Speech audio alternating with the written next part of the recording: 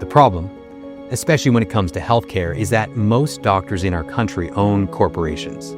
And for many of them, selling that corporation to a younger physician is a key part of their retirement plan. But when you raise taxes, layer on more red tape, and punish productivity, what do you think happens? Well, we start to lose those people. See, some of our most skilled professionals and our most profitable businesses have already packed up and left. They've moved to other countries, places where they can actually do what they love without feeling like they're going to be crushed by a bureaucratic nightmare. And it's not just the entrepreneurs.